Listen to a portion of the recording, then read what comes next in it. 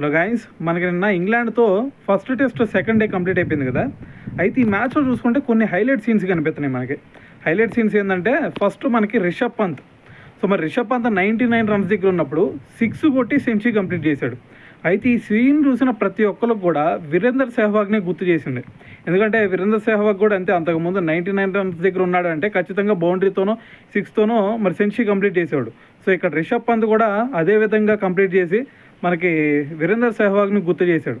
అయితే అదొకటైతే దాని తర్వాత సెంచరీ కొట్టిన తర్వాత అతను సెలబ్రేషన్ చూసుకుంటే మనకి ఐపీఎల్లో ఎల్ఎస్జీ టీం తరఫున లాస్ట్ మ్యాచ్లో సెంచరీ కొట్టిన తర్వాత ఒక పల్టీ కొట్టి సెలబ్రేషన్ చేశాడు చూసారా. సో నిన్న కూడా అదే సెలబ్రేషన్ చేశాడు. సో ఇది ఒక హైలైట్ సీన్ అని చెప్పాలి మ్యాచ్కి. అయితే ఇది పక్కన పెడితే దాని తర్వాత కరుణ్ నాయర్ మరి ఇన్ని సంవత్సరాల తర్వాత మళ్ళీ టీమిండియాలోకి కంబ్యాక్ ఇచ్చాడు. మరి కంబ్యాక్ ఇచ్చిన తర్వాత అతను అవుట్ చూసుకుంటే నిజంగా చాలా బాధాకరం అని చెప్పాలి. ఎందుకంటే అతను ఆఫ్ సైడ్ మీదుగా ఒక షాట్ కొడితే దాన్ని ఆలీపాప్ ఒక ఎక్సలెంట్ ఇది గాల్లోకి లేచి మరి పల్టీ మరి మనకి గాల్లోకి డైవ్ చేసి మరి ఒక క్యాచ్ పెట్టాడు. అది చూస్తే ఖచ్చితంగా ప్రతి ఒక్కరు కూడా గ్లెన్ ఫిలిప్సే గుర్తొస్తాడు. సో మరి మ్యాచ్లో చూసుకుంటే మనకి ఓవరాల్గా ఈ 3 సీన్స్ నిన్న హైలైట్గా మారినాయని అయితే చెప్పాలి. సో మరి ఈ 3 సీన్స్లో మరి మీకు ఏది బాగా నచ్చింది అనేది కింద కామెంట్ చేయండి.